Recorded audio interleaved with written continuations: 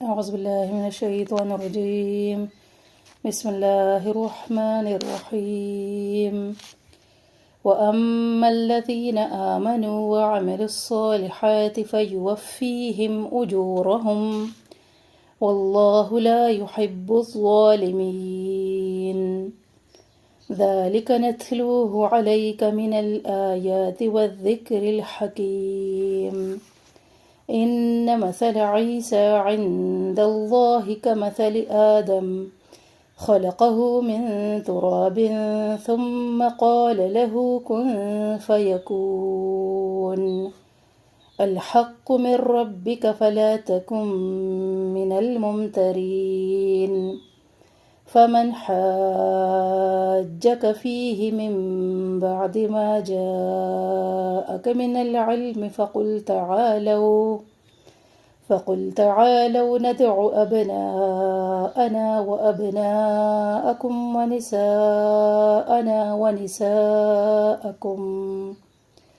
ونساءكم وأنفسنا وأنفسكم ثم نبتهل فنجعل لعنة الله على الكاذبين. السلام علیکم ورحمۃ اللہ وبرکاتہ. سورۃ آل عمران آیت نمبر 57 سے لے کے 61 تک کی تدویق. وَأَمَّا الَّذِينَ من مشدد غنہ ذی مدہ نرمی سے پڑھیں گے دال کو. آمنو حمزہ کے اوپر کڑی حرکت الف مدہ کی قائم مقام نو و مدہ یعنی آمنو دونوں سائڈ سے برابر ہو ایک الف کے برابر. وعملوا الصالحات صوت کے اوپر کڑی حرکت صوت میں سختی اور سیٹی اور موٹا یہ واضح ہو. ہا کے اوپر کڑی حرکت الف مدہ کی قائم مقام فیوفیہم. واو اور فا کے دائیں ایک جیسے نہیں ہے. واو ہونٹوں کی گلائی سے اور فا میں اوپر والے دانت اوپر والے سامنے کے دو دانت جب نیچے ہونٹ کے تری والے حصے پر لگے تو فا ادا ہوتا ہے. فی اے مدہ وجو واو مدہ واللہ لام صلی اللہ کے اوپر پڑھیں گے. لا الف مدہ یحب الظالمین. ذا کو نرمی سے پڑھیں گے. ذا کے اوپر کڑی حرکت الف مدہ کی قائم مقام می اے مدہ اور آخر میں مد وقفی. ذالک ذال کے اوپر کڑی حرکت الف مدہ کی قائم مقام نتلوہ تا میں ہم سواز ہو ساکن ہے اس کے اوپر. لو و مدہ علیکہ لئی ایلین من الآیاتی لام کے اوپر ساکن ہلینا اور یا کڑی حرکت الف مدہ کے قائم مقام. والذکر الحکیم. والذکر دال کو انتہائی نرمی سے پڑھے. ریل لام ساکن نہ ہلے. حکی یا مدہ اور آخر میں مد وقفی. ان نون شدہ غنہ.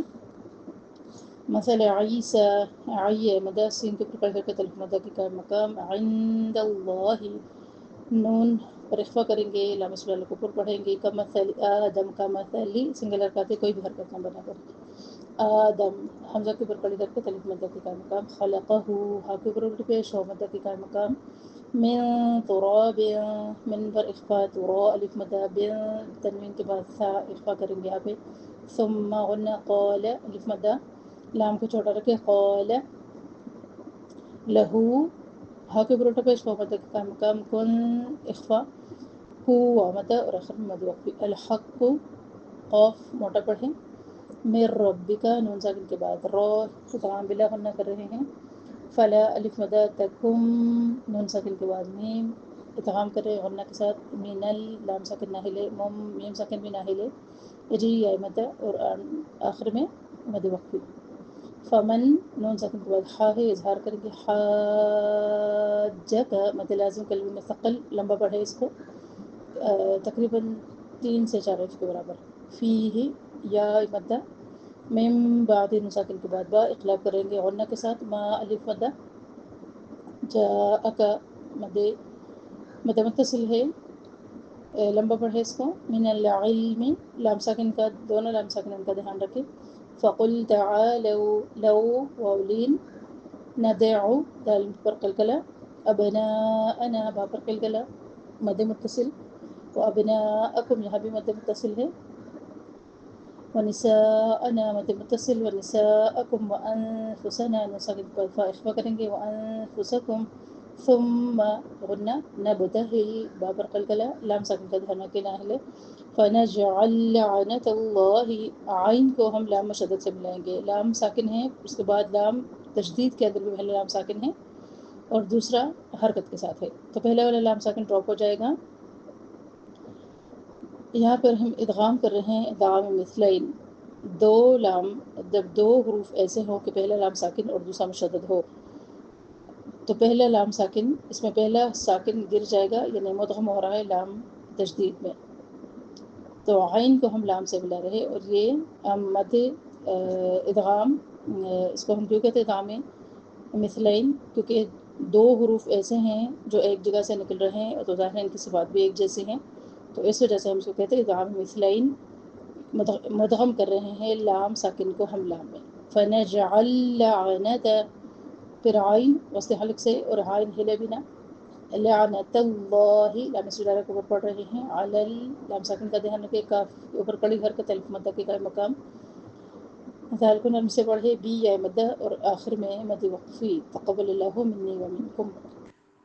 نحمده ونصلي على رسوله الكريم اما بعد فاعوذ بالله من الشیطان الرجیم بسم اللہ الرحمن الرحیم رب اشرح لنا صدورنا ويسر لنا امورنا واحلل عقدة من لساننا يفقهوا قولنا وجعلنا وزيرا من اهلنا اللهم فقهنا في الدين ربنا زدنا علما رب یسر ولا تعسر وتمم بالخیر وبک نستعین. الحمدللہ سورہ آل عمران کی آج ہم 5 آیات کو پڑھیں گے، اور آیت نمبر 57، 58، 59 اور 60 اور 61.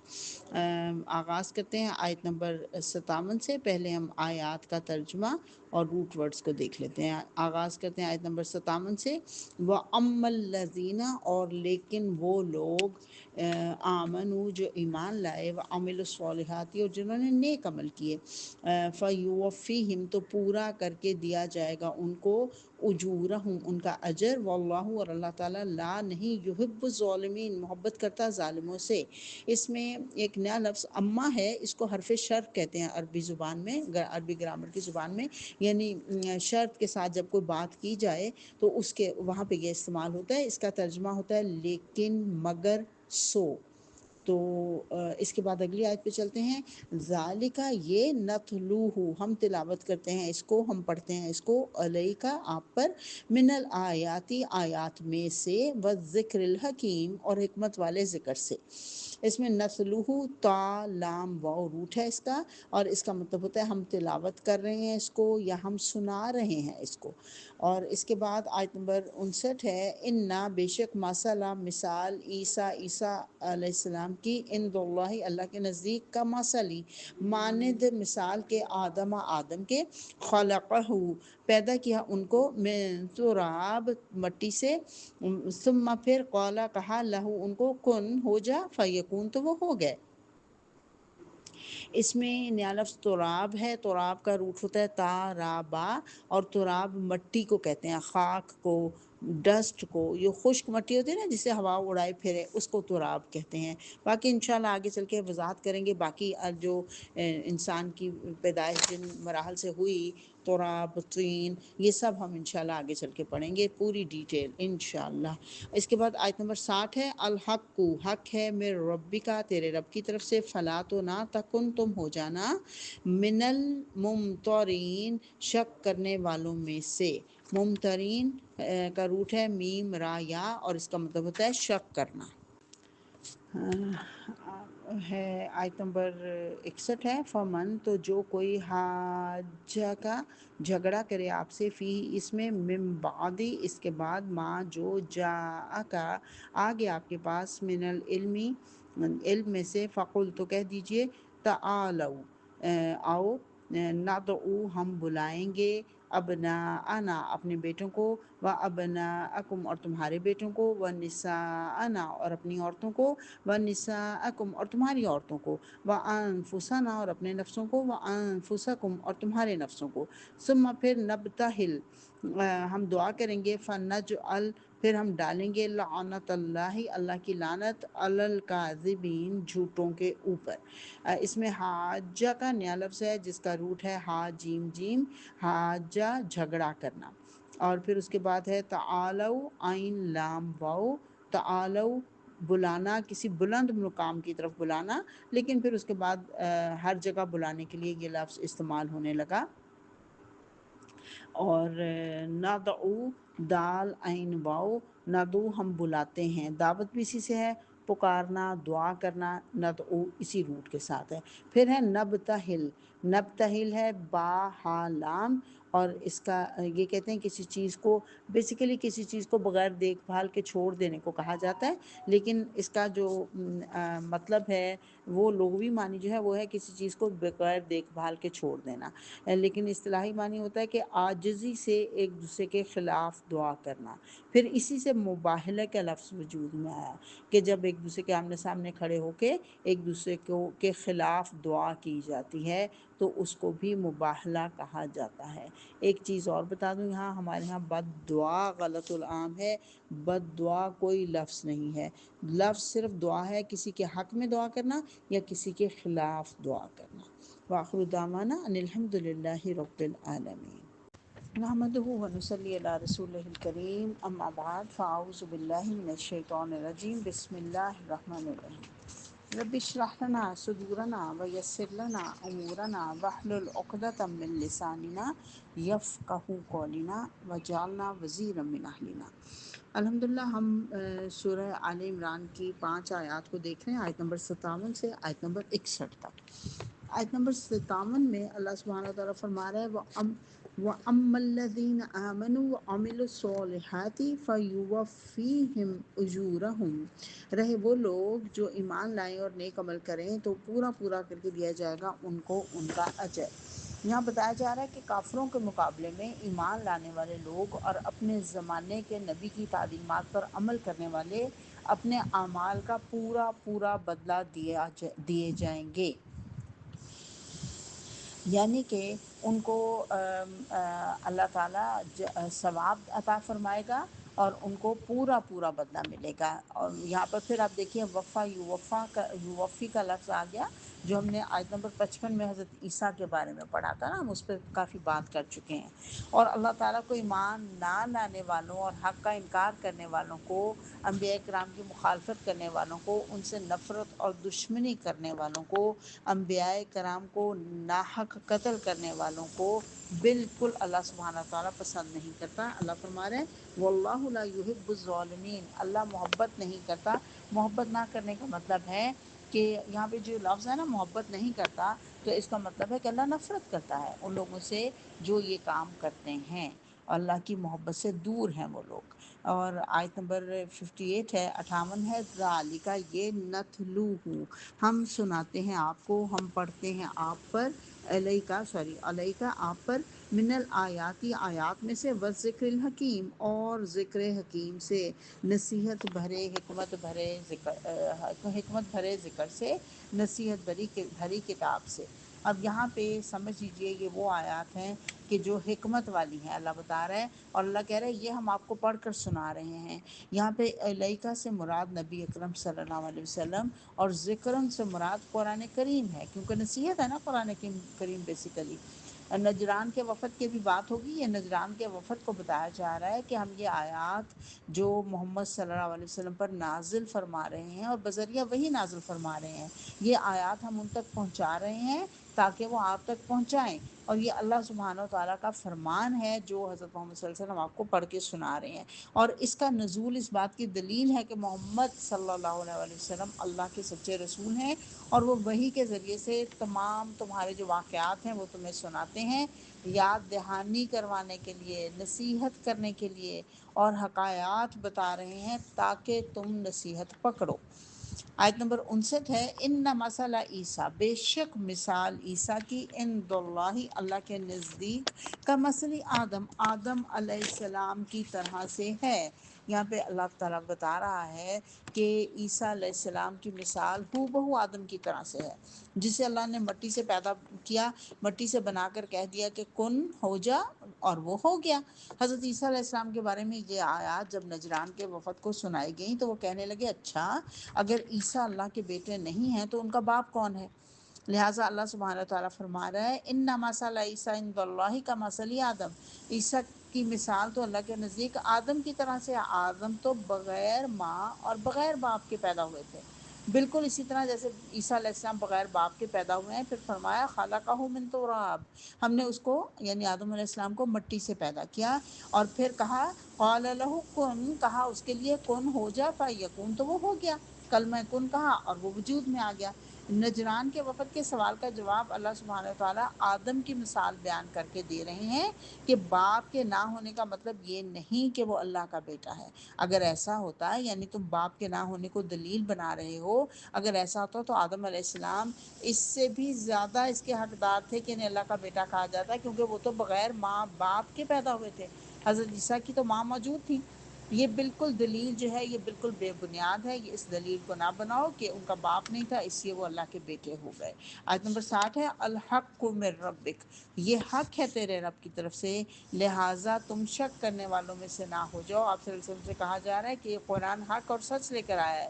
اب بھی اگر لوگ حضرت عیسیٰ کی پیدائش کے بارے میں شک کریں جو اور انہیں ابن اللہ کہیں، تو آپ کے پاس تو حقیقی علم آ چکا ہے۔ آپ ان سے کہیے کہ قرآن پڑھو۔ اگر یہ پھر بھی حجت بازیاں کریں، بحث کریں، تو اس کا جواب پھر اگلی آیات میں دیا جا رہا ہے۔ آل عمران کی یہ جو 3 آیات ہیں نا، آیت 59، 60 اور 61، ان کا پس منظر دیکھ لیتے ہیں۔ پس منظر کچھ اس طرح سے ہے کہ نجران جو ہے یمن کی حدود میں ایک بڑا سا علاقہ تھا جس کی لمبائی اتنی تھی جیسے ایک تیز رفتار سوار ایک دن میں اس کو طے کر لے، اور اس میں 70 بستیاں تھیں، 70 بستیوں پر مشتمل ایک علاقہ تھا، اور اس میں 1,20,000 جنگجو نوجوان تھے جو کہ سارے کے سارے عیسائی تھے، یعنی کہ ان کا جو قومی مذہب تھا وہ عیسائیت تھا، ان کا مذہب عیسائیت تھا۔ اور ان کے لیڈر کو حضرت محمد صلی اللہ علیہ وسلم نے، اسقف اس کا نام تھا، اس کو حضرت محمد صلی اللہ علیہ وسلم نے اسلام کی دعوت دی۔ جب نے خط پڑھا تو وہ گھبرا گیا، پھر اس نے مشورہ کیا اور اس نے 60 افراد پر مشتمل ایک وفد حضرت محمد صلی اللہ علیہ وسلم کے پاس بھیج دیا۔ یہ وفد اس حال میں حضور صلی اللہ علیہ وسلم کے پاس پہنچا کہ انہوں نے دھاری دار یمنی کپڑے پہن رکھے تھے جو کہ بہت ہی لمبے چوغے تھے، اور یہ سے پاؤں کے نیچے گھسیٹ رہے تھے جو کہ تکبر کی نشانی ہوتی ہے، اور ان لمبی چادریں انہوں نے اوڑھ رکھی تھیں، اور اس کے علاوہ انہوں نے سونے کی انگوٹھیاں بھی پہن رکھی تھیں۔ آپ صلی اللہ علیہ وسلم نے ان سے بات نہیں کی۔ صحابہ کرام نے انہیں کپڑے بدلنے اور انگوٹھیاں اتارنے کا حکم دیا، انہوں نے ایسا ہی کیا۔ اس کے بعد رسول اللہ صلی اللہ علیہ وسلم نے ان سے بات کی، اسلام کی دعوت دی، انہوں نے انکار کیا، تو ان کے انکار کرنے پر یہ آیات نازل ہوئیں۔ یہ جو تینوں آیات میں نے بھی آپ کو پڑھ کے سنائی ہے نا، 59، 60 اور 61۔ اب ہم آیت نمبر 61 کو دیکھ لیتے ہیں اس پس منظر کے بعد۔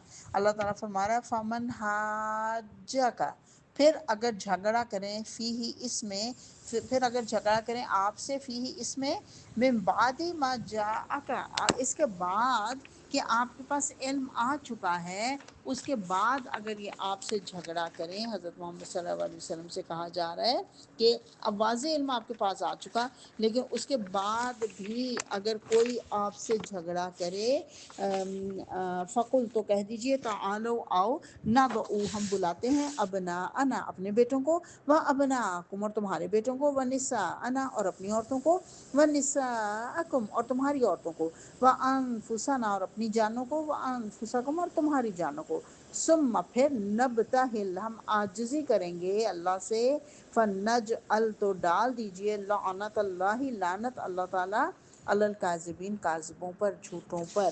اب یہ ان کو ایک طرح سے چیلنج کر دیا گیا کہ اس علم کے آ جانے کے بعد بھی اگر یہ ایسا کریں تو ان کو بلاؤ اور ان کو کہو ہم ایک دوسرے پر لعنت کرتے ہیں، جو جھوٹا ہے اس پر لعنت کرتے ہیں۔ یہ اس آیت کو آیت مباہلہ کہا جاتا ہے۔ مباہلہ تب کیا جاتا ہے جب دو فریقوں کا ایک دوسرے پر یقین نہ ہو، ایک دوسرے کی بات کا یقین نہ کیا جا رہا ہو، تو ایک دوسرے کو لعنت دینا، ایک دوسرے کو بد دعا دینا دراصل مباہلہ کہلاتا ہے۔ اس آیت میں اللہ سبحانہ وتعالیٰ نے محمد صلی اللہ علیہ وسلم کو مباہلہ کرنے کا حکم دیا۔ مباہلہ تب کیا جاتا ہے جب دو فریق کسی بات کے حق یا باطل ہونے میں اختلاف کریں، جھگڑا کریں، دلائل دے کر بھی ایک دوسرے سے متفق نہ ہوں اور ایک دوسرے کی بات نہ مانیں، اتفاق نہ کریں، کسی صورت بھی اختلاف ختم نہ ہو، تو دونوں فریق اللہ سے دعا کرتے ہیں کہ یا اللہ ہمیں سے جو جھوٹا ہے اس پر تیری لعنت ہو، یعنی وہ تیری رحمت سے دور ہو جائے۔ اس آیت کا پس منظر یہی 3 آیات جو میں نے بھی بیان کی ہیں یہ ہیں، اور یہ واقعہ یہ تھا کہ 9 یا 10 ہجری میں نجران کا وفد محمد صلی اللہ علیہ وسلم سے مناظرہ کرنے لگا اور کسی طرح محمد صلی اللہ علیہ وسلم پر ایمان لانے کو تیار نہ ہوا، اور حضرت عیسیٰ علیہ السلام کے بارے میں جو غلط عقائد تھے ان کو بھی درست کرنے پر تیار نہیں ہوا۔ حضرت محمد صلی اللہ علیہ وسلم سے آیات سن کر بھی اپنی بات پر اڑے رہے، تب یہ 3 آیات نازل ہوئیں۔ ان آیات میں کہا جا رہا ہے کہ جو کوئی جھگڑا کرے آپ سے اس قرآن کے علم کے آ جانے کے بعد بھی اے نبی آپ سے جھگڑا کرے تو کہہ دیجئے کہ ہم اپنے بیٹوں کو اور تم اپنے بیٹوں کو بلا لو، اور ہم اپنی عورتوں کو اور تم اپنی عورتوں کو بلا لو، اور ہم خود بھی آ جاتے ہیں اور تم بھی خود آ جاؤ، پھر ہم دعا کریں اللہ سے عاجزی کے ساتھ کہ اللہ کی لعنت ہو جھوٹوں پر۔ جب نجران کے وفد نے رسول صلی اللہ علیہ وسلم کی دعوت کو جھٹلا دیا اور ایمان لانے سے انکار کر دیا اور کہنے لگے کہ ہم آپ سے پہلے مسلمان ہوئے تھے، رسول اللہ صلی اللہ علیہ وسلم نے فرمایا تمہیں اسلام سے 3 چیزیں روک رہی ہیں۔ نمبر 1 صلیب جس کی تم پوجا کرتے ہو، نمبر 2 سور کھانے کی عادت، اور نمبر 3 تمہارا یہ خیال کہ اللہ کے لیے لڑکا ہے، یعنی تمہارا یہ عقیدہ۔ نجران کے وفد نے کہا تو پھر عیسیٰ علیہ السلام کی مثال کون ہے، ان کی مثل کون ہے جو بغیر باپ کے پیدا ہوا ہو؟ اس پر یہ تینوں آیات نازل ہوئیں جن میں اللہ نے فرمایا بے شک عیسیٰ کی مثال اللہ کے نزدیک آدم جیسی ہے، جس کو اللہ نے مٹی سے پیدا کیا اور اسے کہا ہو جا اور وہ ہو گیا۔ حق آپ کے رب کی طرف سے آ چکا ہے، اب آپ شک کرنے والوں میں نہ ہوں۔ پھر تمہارے پاس علم آ جانے کے بعد بھی اگر کوئی عیسیٰ کے بارے میں تم سے حجت کرے تو اسے کہہ دو کہ ہم بلا لیتے ہیں اپنے بیٹوں کو، یعنی مباہلہ کر لیتے ہیں۔ اور رسول اللہ صلی اللہ علیہ وسلم نے ان پر یہ 3 آیات تلاوت فرمائیں اور مباہلہ کرنے کا ان کو دعوت دی۔ تو انہوں نے کچھ وقت مانگا، پھر انہوں نے آپس میں مشورہ کیا اور ایک دوسرے سے کہا کہ اگر یہ نبی ہے اور ہم نے اسے مباہلہ کیا تو اللہ کی لعنت سے ہمارا کوئی بال اور ہمارا کوئی ناخن بچتا ہوا نظر نہیں آتا، لہٰذا ہم جزیے پر بات کر لیتے ہیں، جزیہ طے کر لیتے ہیں۔ کہا یہ جاتا ہے کہ اگلے دن حضرت محمد صلی اللہ علیہ وسلم کی بیٹی حضرت فاطمہ، حضرت علی اور آپ صلی اللہ علیہ وسلم کے دونوں نواسے نکلے۔ جب وہ باہر نکلے چادر کے نیچے، چادر لی ہوئی تھی اس کے نیچے وہ باہر نکلے تو ان کو دیکھ کر یہ لوگ پریشان ہو گئے، اور ان کا ایک عالم تھا، اس نے کہا کہ تم جانتے ہو کہ بنی اسماعیل میں ایک پیغمبر نے آنا تھا، میں یہ جو چہرے دیکھ رہا ہوں اگر یہ دعا کریں تو پہاڑ بھی ٹل جائے، تو بہتر ہے کہ ہم صلح کر کے پلٹ جائیں۔ اور آپ دیکھیے انا کی وجہ سے انہوں نے جزیہ قبول کر لیا لیکن اسلام کو قبول نہیں کیا۔ انہوں نے کہا کہ اس بندے سے مباہلہ کرنے کا مطلب یہ ہے کہ ہماری نسلیں تباہ ہو جائیں گی۔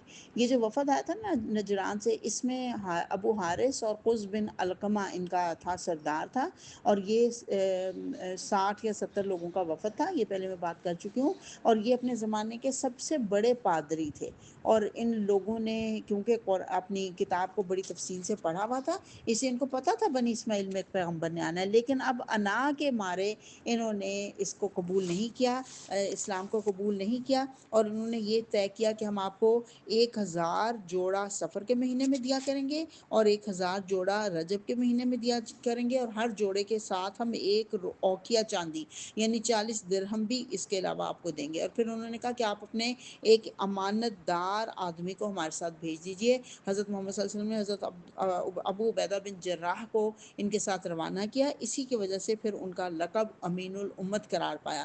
حضرت ابو عبیدہ بن جراح بڑے نیک پاکیزہ کردار انسان تھے، انہوں نے رستے میں ہی جاتے جاتے رستے میں 2 لوگوں کو مسلمان کر لیا، اور وہ 2 لوگ اتنا انہوں نے تبلیغ کی کہ آہستہ آہستہ پورا نجران اسلام قبول کر گیا، لیکن اس میں کچھ ٹائم لگا، فوری طور پہ نہیں یہ ہوا تھا۔ حضرت ابو عبیدہ بن جراح کی بہرحال دعوت سے، تبلیغ سے آغاز اس کا ہو گیا تھا۔ ایک بہت اہم نقطہ اور نوٹ کر لیجئے، کچھ لوگوں نے اس پر اعتراض کیا کہ کچھ لوگ جنہوں نے ہمارے دین کے اندر بگاڑ پیدا کرنے کے لیے کہا، یہ بات مشہور کر دی کہ حضرت محمد صلی اللہ علیہ وسلم کی تو صرف ایک ہی بیٹی تھی حضرت فاطمہ، اور اس موقع پہ بھی صرف حضرت فاطمہ حضرت محمد صلی اللہ علیہ وسلم کے گھر والوں میں سے نکلی تھی۔ کیوں؟ اس کی وجہ یہ تھی کہ حضرت زینب 2 ہجری میں انتقال فرما گئی تھی، حضرت ام کلثوم 8 ہجری میں، اور حضرت رقیہ 9 ہجری میں وفات پا گئی تھی، اور یہ واقعہ 9 یا 10 ہجری میں پیش آیا تھا۔ تو حضرت رقیہ کے بھی وفات پانے کے بعد یہ واقعہ پیش آیا تھا، اس وقت کوئی اور بیٹی زندہ نہیں تھی حضرت محمد صلی اللہ علیہ وسلم کی، صرف حضرت فاطمہ ہی زندہ تھی، اس لیے وہ حضرت محمد صلی اللہ علیہ وسلم کے گھر والوں کی طرف سے نکلی تھی۔ تو دین میں بگاڑ پیدا کرنے والے لوگ اس طرح کی باتوں کو ایشو بناتے ہیں، اس لیے یہ بات میں نے واضح کرنی ضروری سمجھی۔ بہرحال اللہ تعالیٰ میں درست دین پر عمل کرنے والا بنائے اور ہمیں ان آیات سے سبق سیکھنے والا بنائے۔ وآخر دعوانا ان الحمد للہ رب العالمین۔